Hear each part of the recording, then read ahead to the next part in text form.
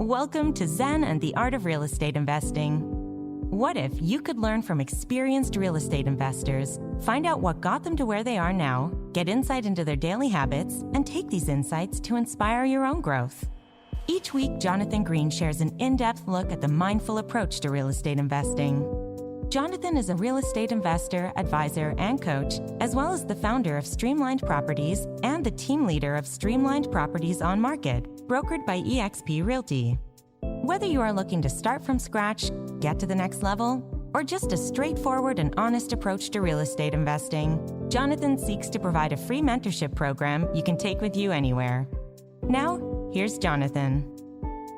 This is episode 18 of Zen and the Art of Real Estate Investing.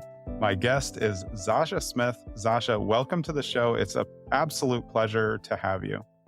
Hello, everyone. Thanks for having me.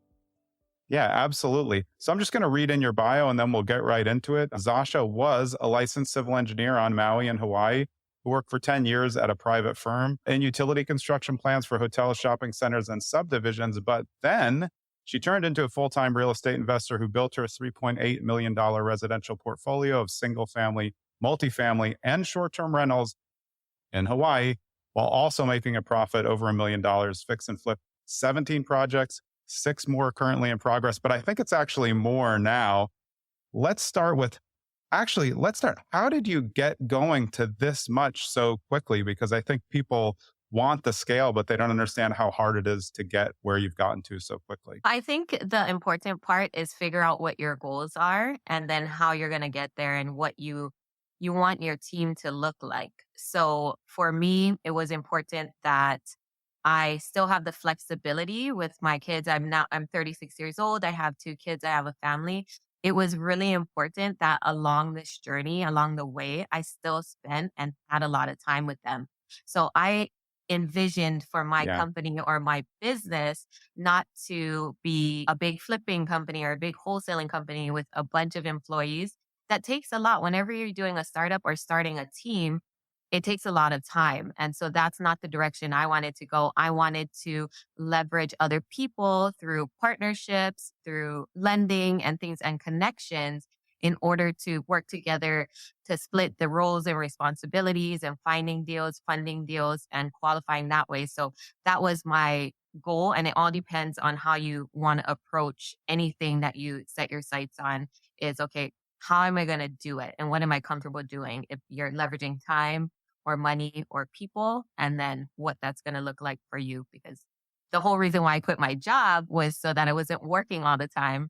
And that's what I tell people. It's like, I am doing things way differently than, let's say, Pace Morby or Ryan Pineda or these high level people have these huge businesses, but that's not what I wanted for myself. Yeah, I mean, that's perfect because this podcast is about the mindful approach, and you set on your journey by creating a mindful approach, protecting your family, because like you said, a lot of people want to get into it and then they don't realize that like this real estate investing is a lot of work. The more properties you have, the more upkeep they are. And if you have to pay to manage them, you still have to be involved in that or else you're going to be losing money. So I think it's interesting how you set out with that. How did you start building the relationships that got you to the opportunities and leverage that you now have? Because I think that's also so important. Relationships are really what can take you quicker through more than even just money. It's really about who you know. How did you get started where you are, getting into the field of investing and then meeting the right people? So when I was working at my job, I was Googling, okay, how do I quit my job and get rich or something silly like that, right? I think we all do that. Well, I think we do. And then I found that a lot of people own real estate. And so I got a bigger pocket, started connecting with people through that site, started going to meetups. And that really opened up my mind to the possibility of the wealth that real estate could create, because now I was seeing people who are proof of concept. And so after that, I'm not really one to sit on the sidelines. I did maybe use a bigger pocket calculator a few times and then just started jumping on deals. And I don't recommend that for everyone. I also, had a full-time job and we had a good amount of savings. We qualified for conventional loans.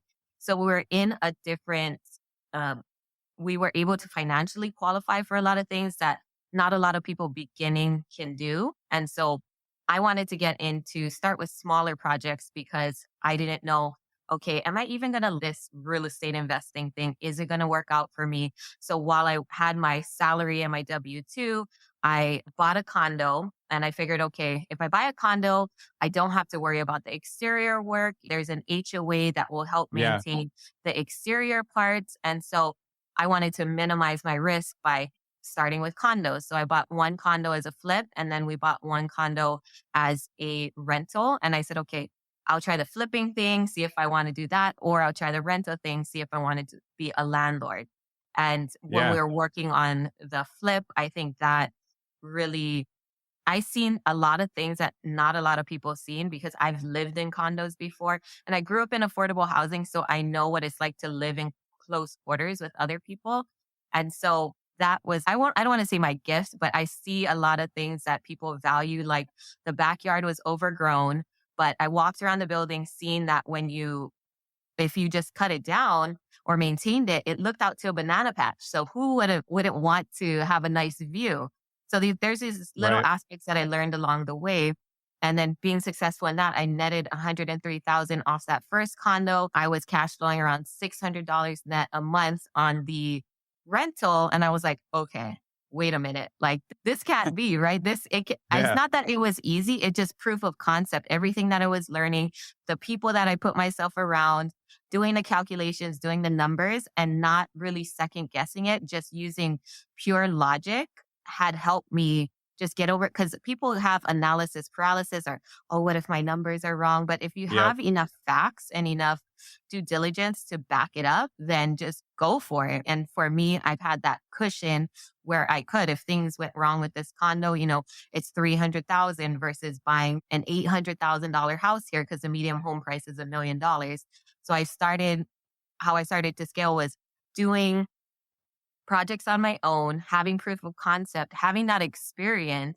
And then for my third deal, I was able to raise over $500,000 in private money because one, people seen me hustling out there, for lack of better words, but hustling on Instagram. I made sure that I Yeah. shared my story with everyone across social media and across these different platforms, letting people know who I was, going to conferences, going to meetups and saying, hey, I'm going to go full time in investing. I'm a civil engineer right now, but I want to quit my job. You have any deals that you need help with or that I can work with you on? And we can split the roles and responsibilities and combine powers basically. And so I think just having that mindset, being open, having that experience, having been successful in it. And even though I only did a few deals, people seen that drive in me and they wanted to be a part of it. And so my first private lender was actually another investor. And he was a little bit older and he Hmm. was like, man, I don't think I want to, be managing contractors anymore. It's just a lot of work and a lot of time. I'm thinking about lending. And I said, I'll take your money. Was basically not Yeah. in that sort of sense. It's an opportunity. It's not taking anyone's money. But we had that kind of rapport and Yeah. relationship built from when I first started looking into what real estate investing was. And I feel like a lot of people get that genuineness from me that I'm real, that I'm going to, even if I'm a beginner in the space, I'm going to make it known. Or if I've done a few deals, like, hey, this is what I've done. This is what I've been able to get through. These are the challenges, how I push through. And I would love to work with you on a project and see how we can combine forces and make it work. We're both win-win solutions. You may say that. Yeah, you've used the term proof of concept twice, and I love it because I think it works for seeing what others do. And if you want people's money or if you want to attract people to what you're doing, you have to have some proof that you are capable of doing it. You've used social media so well. I've followed you for so long, and I feel like the one thing I'll say about your social media to me that is the most important is that it's very obvious that you're authentic. So even you can talk about the investing and the proof of concept for the investing, but it's clear that one, you love houses and you love what you're doing, but also that you're an authentic person. And I feel like in the investing world, there's so many things being sold and so many classes that you can go wrong that it's nice to see someone who's just basically putting it out there. You're obviously yourself on social, doing it, showing people the houses that you're going through. Do you think that social media was one of the biggest factors in helping you get like a little bit more credibility maybe before you had as many deals as some other people. I think it has. And it also kept me top of mind to not only everyday people, but other realtors. That's how I've gotten pocket listing deals. That's how I've gotten partnerships because people like to do business with people that they like, but also that are successful. So if you show them from the beginning of a deal to the end, or that you're still an active investor and you are running the numbers with them or showing them how, you're just giving a lot of value away that eventually it'll come back to you. And majority of the people that I do partner with now, there's a vetting process where I make sure the deal works out. I make sure that person is on the same wavelength as me as far as morals and integrity, that we both communicate, because communication is key in any sort of relationship, that there is very much, even to a sense, over communication. Like I want to know everything and then vice versa. So Yeah. that has been important. And just people even have come to me and want to lend on our projects because they want to be a part of the overall mission and the things that I put out there. And Yeah. like I was telling you before, I'm just really one to see how I can make an impact and how I can add value to other people, be the connector. Then people like Brandon Turner, I connected with him because he was, I think on his story on Instagram was like, hey, I need some lava rocks. Anybody? And luckily he lives on Maui. So I referred him to my uncle, helped him with Yeah. that. And so that was however you can add value without really expecting something back, just doing it out of being genuine. I think people appreciate that because everybody wants Yeah. something from you nowadays, right? They're not willing to just be, some people are guarded too because of what they've been through. And granted, I've been through a lot too, but I found that being more open, it's a little hard at first when I was on social media to share a lot about my life or how growing up, and Yeah. even talk about money because money was never really talked about in our household and we always struggled. So even for me sharing $1 million and $100,000, I'm still getting used to that. So don't think that you can't do it because you're not Yeah. comfortable. It comes with time. Yeah.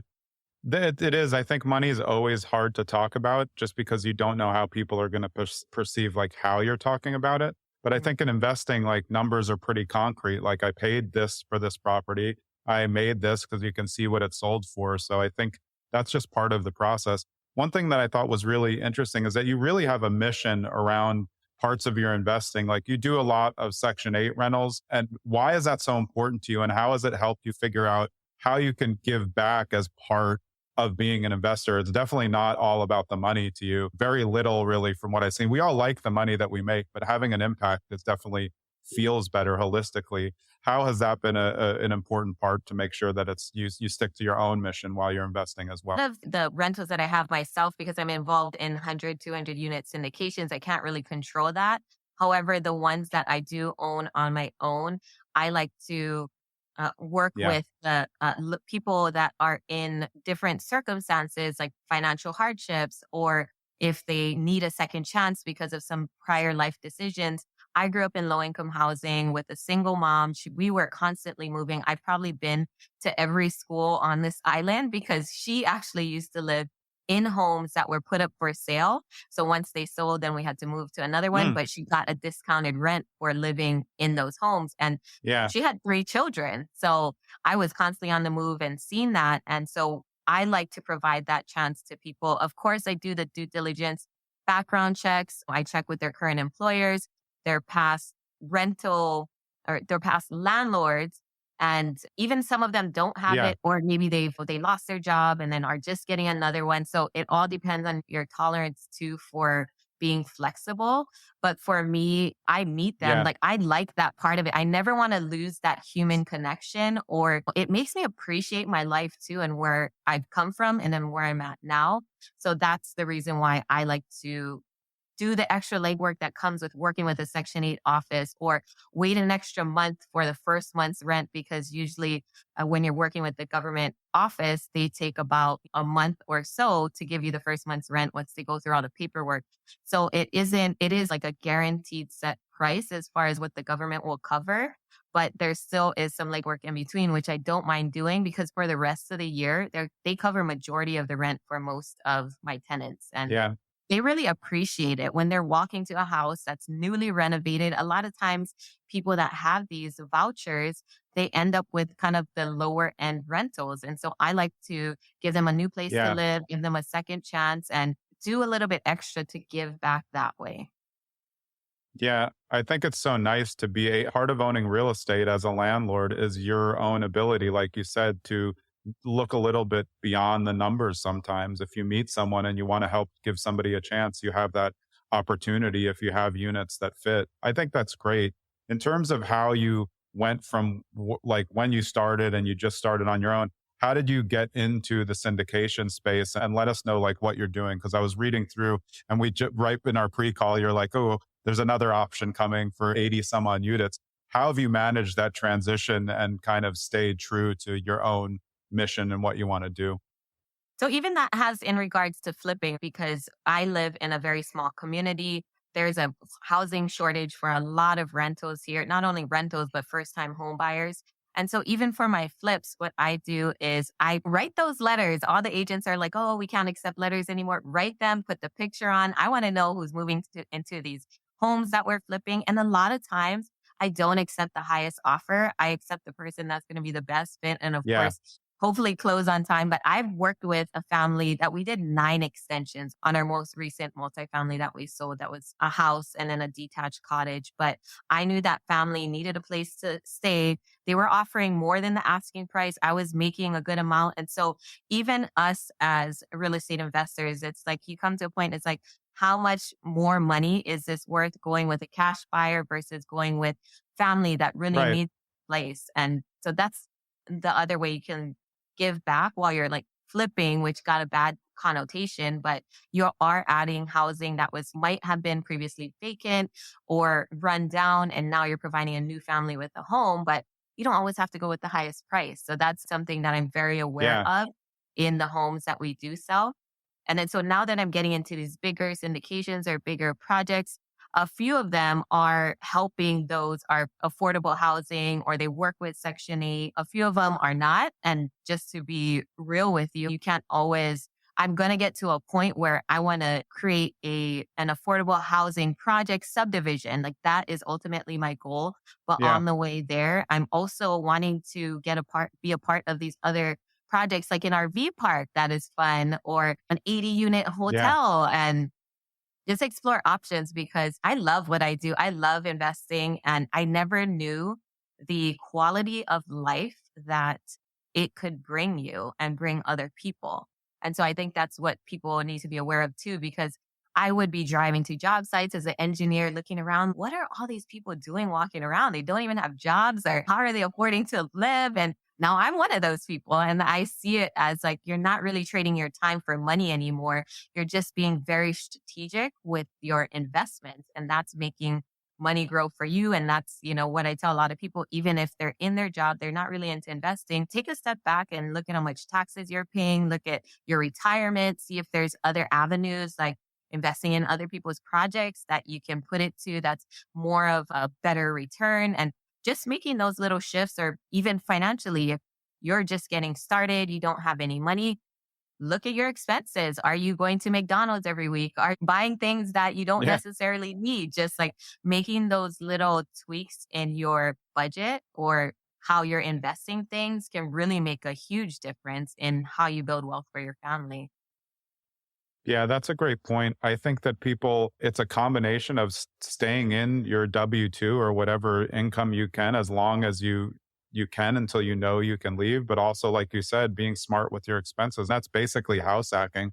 To be the most effective house hacker, you want to live in the smallest unit in your multi just because that's going to make you the most money. And I think there is a part of that where you do need to learn from hustling a little bit and compromising maybe what you overall want to get those first couple deals going. In terms of your growth and like relationships, you the same as me have done a lot on Bigger Pockets. We were actually on back-to-back episodes on Bigger Pockets recently, 667 and 668. So I think that's cool that I can have you on. But how have you used Bigger Pockets to help yourself and grow your meetups and your investor relationships? Because I've met hundreds and hundreds of people off of Bigger Pockets, and it's always been a great avenue for me to just connect with people and sift through to see who's real and who's not. But I found so many friends from Bigger Pockets. I wonder if you've had the same experience. Same here. I've seen them on the episodes, I've talked to them, and then just seeing how I can, like, for instance, this podcast, right? It's okay, I can make time to be on this podcast and help advertise for me and you as well. And just seeing how we can both help each other. And so even with Brandon Turner, he lives on Maui now, and getting him to be more a part of the meetups. And of course, his time is very valuable, but just seeing Yeah. how I can navigate that. And even now, I just went to a Bigger Pockets conference and met a lot of the people that I was connecting with online. And that was really cool, right? Because it's Yeah. one thing to meet somebody Yeah. over a Zoom versus meeting them in person. And I highly recommend, especially if you're new, to attend these events, go to these free meetups, or even if it costs a little bit of money, because there's going to be people there doing what you want to do. And you can connect with them that way and see, hey, maybe you have a skill of, you're really good at Excel and everybody needs help in the office. Or if you're a contractor, seeing if Yeah. you can partner in that way, or even just do some work for free. But honestly, I tell people to think about what they're good at and then present that to somebody, because you don't want an experienced investor trying to figure out where you fit into their business, because that just takes a lot more time for them to do it. But if you can come to me and say, hey, I'm really good at admin work. If you need help organizing files or finding a different system, I can help you. And then thinking about, when you meet these people, thinking about what do they need, or what do they need in their business right now that I can help them with, connect them with. And even when I was at Bigger Pockets conference, I made sure to go to all the tables, met David Green in person. I already knew Brandon, Mindy, and just a lot. Eric, Yeah. who's the producer of the Bigger Pockets podcast, made sure that Yeah. when Yeah. you go to these conferences or meetups too, make sure you are meeting people. You're going there with an intention, right? I want to meet this specific person because this is what I want to be doing. And I know a lot of people get scared too, especially because nowadays, if you are online or you are making content, a lot of people see you as almost like a celebrity, even Brandon, right? And everybody always goes Yeah. up to him. Yeah. But making sure that you Mm. stand out in some sort of way and that you can add to them, even if it's just buying their book. Hey, Brandon, I just bought your book. So, yeah. Yeah, supporting them in some sort of way. And even a lot of us do have charities or things that you can donate to that would really like make a difference to us as well. So thinking about that definitely has come at it at a different angle that I think a lot of people recognize. Yeah. Awesome. All right. I'm going to get into some of the questions that you filled out. I know everybody fills out the questionnaire a little bit early, so I'm going to remind you of your answer and then we'll talk about each one as we go. Your greatest influence in real estate, you said Ryan Pineda because he was able to scale quickly, building wealth through real estate while balancing health, faith, and family at the same time, which is similar to your core values. Where did you first find him and how did he impact your journey so far? So I found him actually on Instagram. It was another person from Hawaii had went to one of his retreats. He didn't have a coaching program yet. I had done my first two deals, but I was still working full time. So I was the typical investor.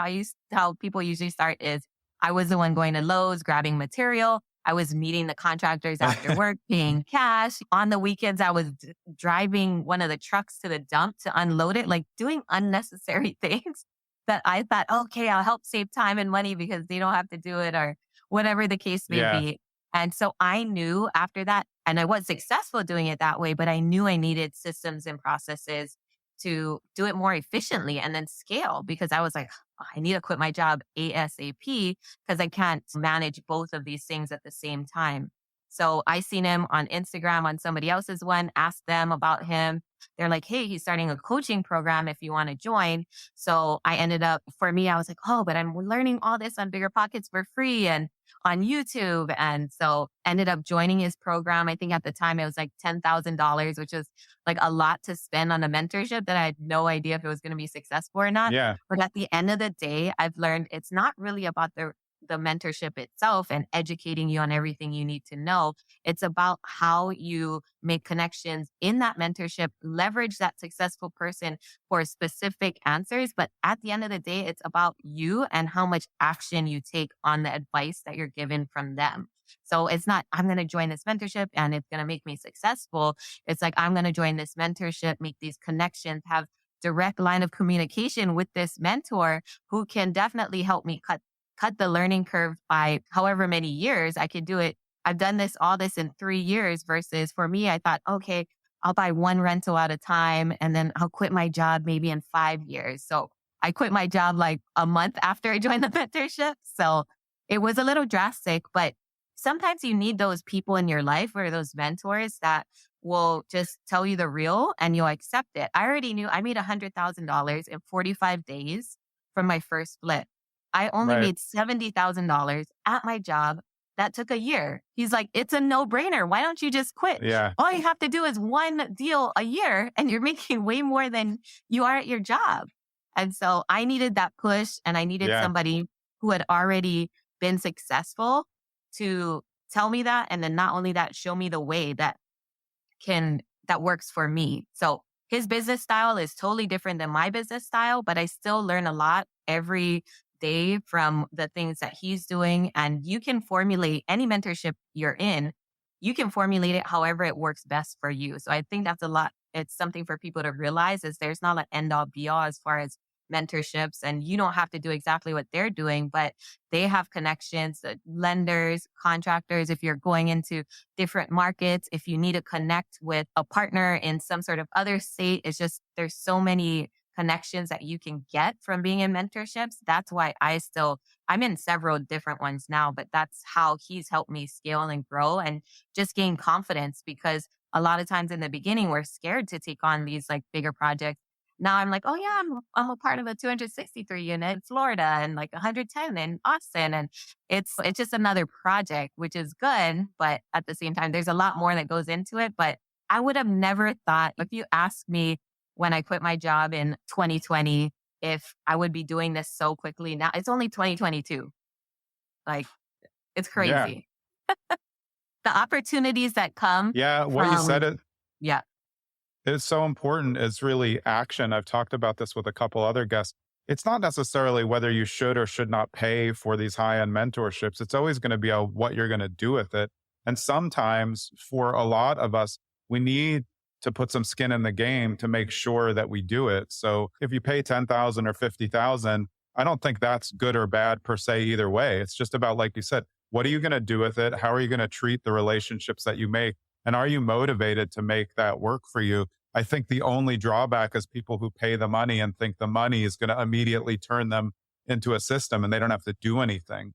Without action, you're going to be stuck in inaction and nothing's going to work. That was fantastic. Here's the next one. This is great too. Most important trait for a real estate investor to have. You said solution mindset. Explain what you mean. I love it. I know I have my thoughts on it, but I want to hear what that is to you. So anytime I come into something that's hard or seems impossible, I always think, okay, what's the worst case scenario? What's the worst thing that can happen? And how do I mitigate that? Or who do I know that has maybe been through this that can help me? And so I think just thinking of solutions, not only for yourself and your own journey, but as you deal with sellers. So a lot of us real estate investors know that probably the best deals you're going to get is off market. So I started door knocking, cold calling, talking directly to homeowners. And a lot of times it wasn't like, I got this cash offer, I can buy your house and close in 7 days. It was like, Yeah. hey, I pulled you up on this list and, do you need my help or do you need other connections? I want to talk this through and see what you need because I'm in a network of real estate, has different connections in the real estate world. So if you need a lender or if you need to get a personal loan because you're in some sort of financial situation, or if you need a real estate agent, like I'm not licensed, but if you need any of those contacts, then feel free, I can help you with that. Or there's county assistance programs, especially during COVID, that you can go and get mortgage assistance or something to help pay your bills if they're in financial need. And so coming at it from that perspective, I think has really changed my approach and set me apart from my competitors is like, okay, I kind of want to be the last resort, which is like the opposite of sales, right? It's like you want to be the first one, but I position myself to be the last one because as well, I live in a small community. So I never want to seen as being taken advantage of anyone or them being like, oh, Yeah. I should have done it this way or should have went this route. I can help you, but I also need to make money as well for my services. But I come at it at that perspective where I want them to be able to save their house if they're in foreclosure, pre foreclosure, and I want them to find other solutions. But if we can work together, then that would be great too. And so that's how I've got creative with deals too. I've partnered with sellers. They call it a novation where the sellers keep their mortgage in place. I bring renovation funds. They're still on the title and then we sell it and then we make a profit that way. So they never have to come out of pocket for anything. I've done Yeah. if they own the house outright, seller financing. So there's so many different ways and avenues that you can find solutions. So I think if you are more focused on, okay, what do they need and how can we work it out versus, okay, this is my maximum allowable offer cash and you're only thinking it Yeah. that one way, then you probably won't get the deal. If you're open to different options and they are too, and they're flexible, then you can find those sorts of solutions to problems.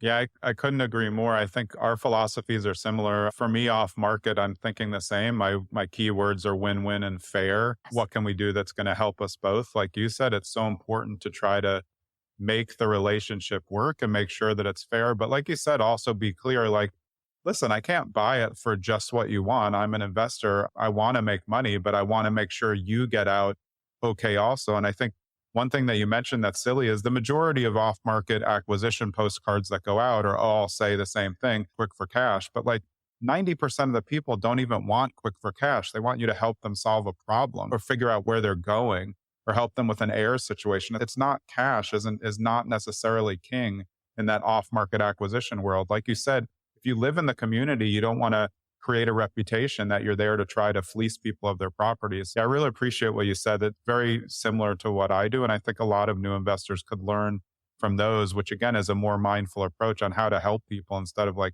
how to get the most deals.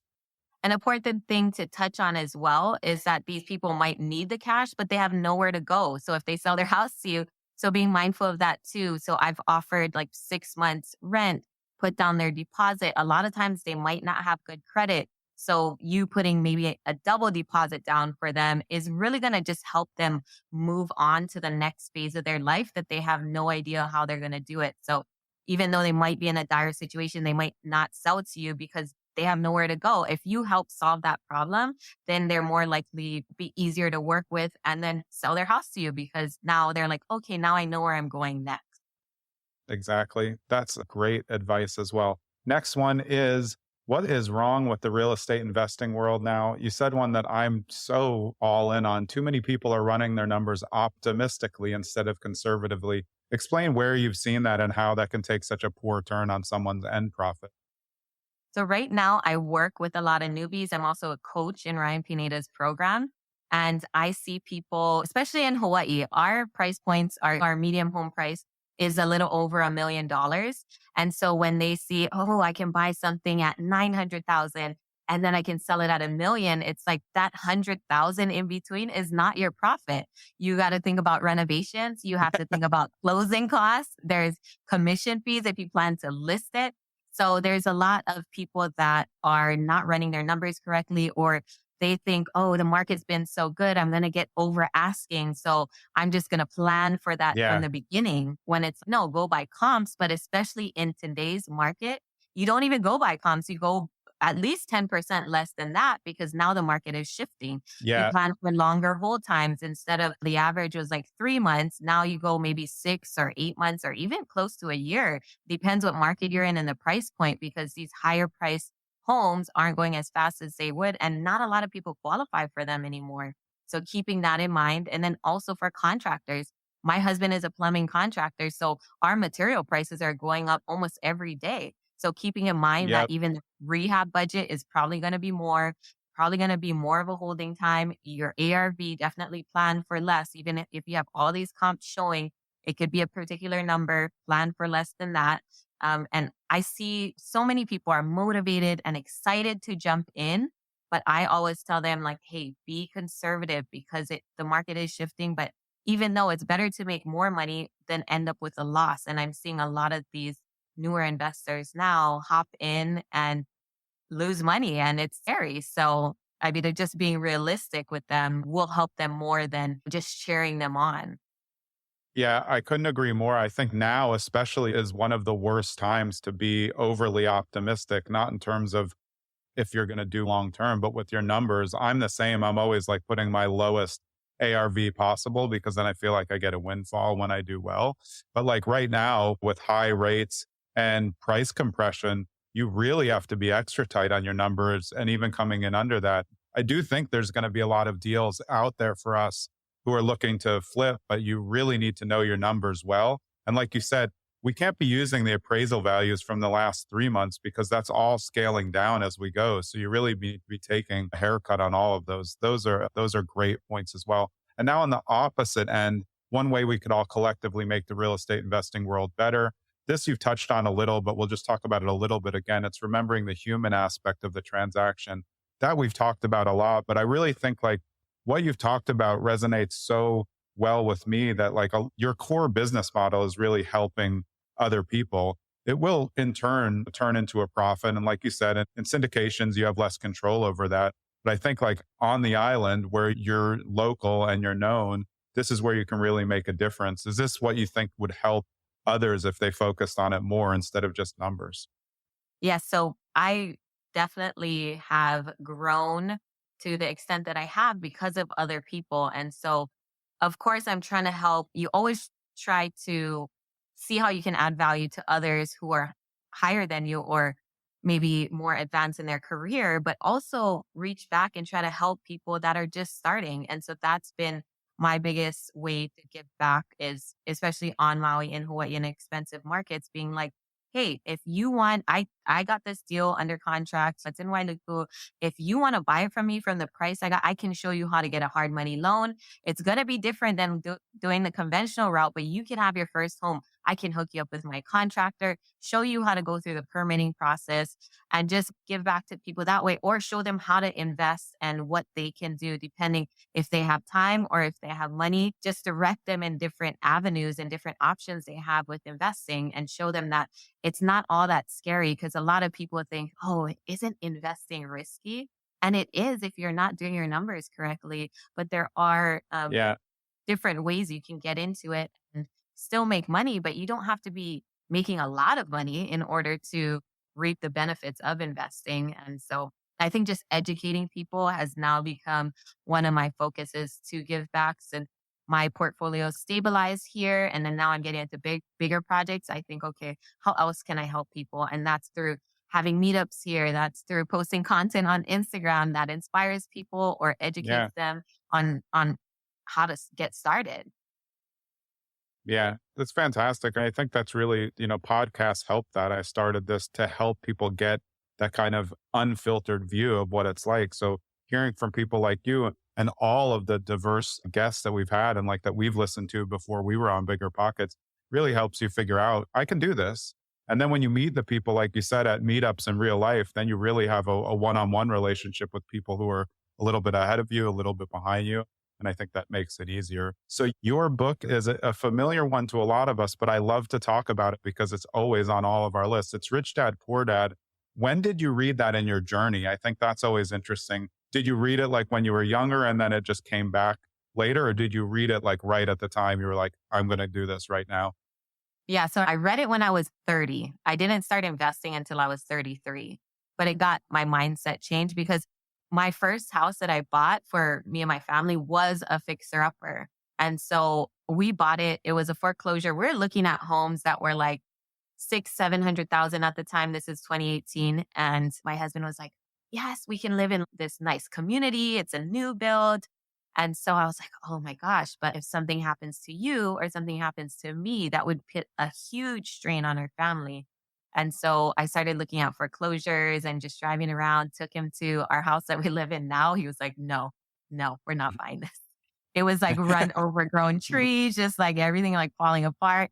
And I was like, yeah, but it's only 400. Imagine if we just put a little bit of money into the renovations and we'll still have a mortgage that we can afford. And so we ended up doing that. And along the way, I guess I want to point out this too. Along the way, along your journey, find those people or ask the questions that you have coming up, because we've ended up fixing the house, used all our money from our savings to do it. And then I went into the bank and I asked the teller, I was like, oh my gosh, I'm not used to having such a small savings. And we just threw all this money into our house. And she was like, have you looked into doing a HELOC or a cash out refinance? And I was like, what are those things? Like, I had no idea. All I knew is like, you go to the bank to get a loan and then you buy a house. That's all I knew. And then so now she was throwing at me different types of loan products that I had no idea about. So we ended up doing that, doing a cash out refi, got all our money back.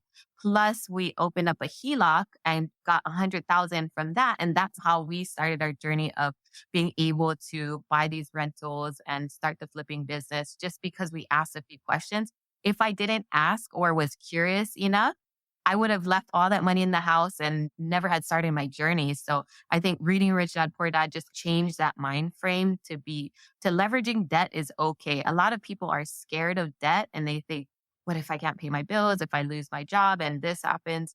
But if you leverage it against something that's going to make you money, like I used it to buy our first rental, and I knew that the income from that was Yeah. going to I was going to have cash flow. So it'd be paying for itself. Plus I'd be making money. I was like, okay, this is a no brainer.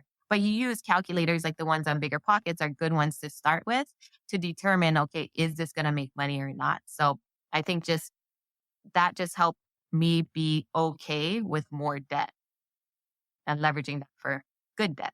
Yeah. And when you start to leverage, remember with real estate, I mean, you're leveraging things that are likely to appreciate. The better a buyer you are, if you know the markets, you're going to be gaining appreciation on your leverage, which is going to outpace what you're paying for the loan. So I think it's really important. Those are great points. One last thing before I wrap up and get all of your information and all of the places that people can find you.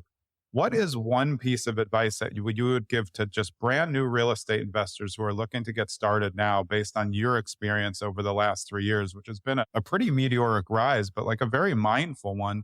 What would you hand down to them as just one piece of advice that you think everybody would be well served to listen to? I guess just determine what your risk level is, what your risk tolerance is, and what you are looking for. So, say you want to replace the income from your job, you want to get into rentals because you want to cash flow, or you want to get into flipping so that you can have these bigger amounts of cash coming in. You got to determine which one you want and just go all in on one of them. For me, I had options because I had already bought a house. I knew what that process was like. I had a really good job that could offset if I did make a few mistakes in the investing world. So just determine how much risk you can take and then pick one avenue and go for it. And a lot of people pick wholesaling because you initially don't have to come into it with a lot of money, and you can get that practice of talking to sellers, running your numbers, but not actually be in charge of buying the house. So I've never wholesaled before, but that's what a lot of newer investors I see start with.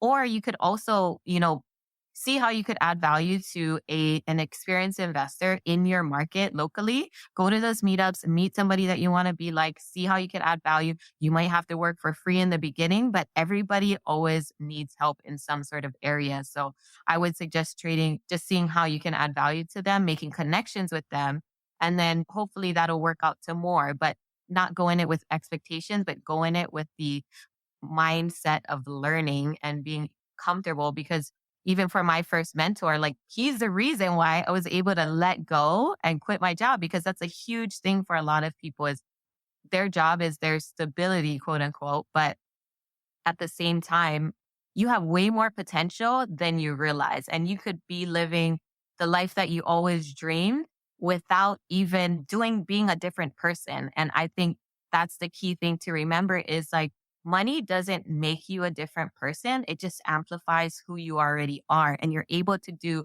way more and give back to way more people and help more people if you have that ability to be financially free. I love it. Yeah, you bring your A game. This has been a great conversation. I really appreciate you coming on. Now, I was very where excited. can all of these people No, I'm really glad. I listened. I've been following you for so long. And like I said, I was really always impressed by the authenticity. I'm always like investor to investor, always attracted to people who I know, oh, when I meet them, they're going to be exactly like that. And you are literally exactly like you appear to be online, which is great to know, which makes, I think, more verified and more credible when you go into using other people's money or building syndication deals. So where can everybody find you? I think your Instagram is probably the best spot for at least a lot of content. That's Invest with Zasha, right? That's Yeah. Zasha. That's Instagram. And then what are the other best places where people can find you or where you're doing other content? So I have just started my website. There's a few podcasts that I've been on. I feature that in there as well, zashasmith.com. Or I've recently been getting into the LinkedIn world, and that's been interesting. I think I'm just under Zasha Smith. So Instagram is my main social media place that I go on. And then now I've been starting LinkedIn, my website, but message me. Even though I have other people that are helping me with these platforms, I always, if there's a message that comes directly or they can't answer or they know to filter it to me, then I definitely make sure that I get back to those people. And if you are new to the space, follow John, follow me, and follow any other people that you admire and reach out to them. Of course, do your due diligence of being specific with your questions, not like, how do I get started in real estate? There's so many different ways, but we Exactly. will be more than willing to help you if it's something a little bit more specific that we can just quickly direct you and be inspired by other people. A lot of the connections that I have made, like a lot of people still check their own social media. So you can make connections that way without even, a lot of people think, oh, others are untouchable if they're get to a certain level, but they're really not. And at the end of the day, we're all human beings. Most of us care about others and want to help. Yeah. Feel free to reach out on any of those. And thank you, John, for having me on here. Yeah, no, it's my pleasure. You're a fantastic guest, and I look forward to staying connected with you and watching all these deals that you're doing and building. It's been a great rise, but great to talk to you. Thanks again so much for coming on. For the listeners, if you love this episode, and I know that you did, because Zasha had so much good information. One, listen to it again, because I know you probably need a second run through. But if you like it, on all podcasts, especially ones that we have great guests on, which are hopefully all of these. If you can do us a favor, subscribe on YouTube, like the podcast, leave a 5-star review. Those are things that help us who are building content all over the interwebs do better. So we really appreciate it. And Zasha, thanks so much for coming on. I look forward to staying in touch with you. This was episode 18 of Zen and the Art of Real Estate Investing with my guest, Zasha Smith. Thanks again for coming on. Appreciate it so much. Aloha. I hope you enjoyed that episode of Zen and the Art of Real Estate Investing with me, Jonathan Green. And I just want to remind you, and this is always an uncomfortable part, I don't want you to think that I'm begging for you to like, subscribe, follow, do whatever you have to do for the podcast, leave a 5-star review. But if you like the podcast and you think it adds value in the real estate investing sphere, then just do me a personal favor. Like the podcast, follow it, share it when you can with your friends, and be so kind as to write a 5-star review if you believe it deserves a 5-star review up against what else is out there. I would really appreciate it, and I hope you keep listening.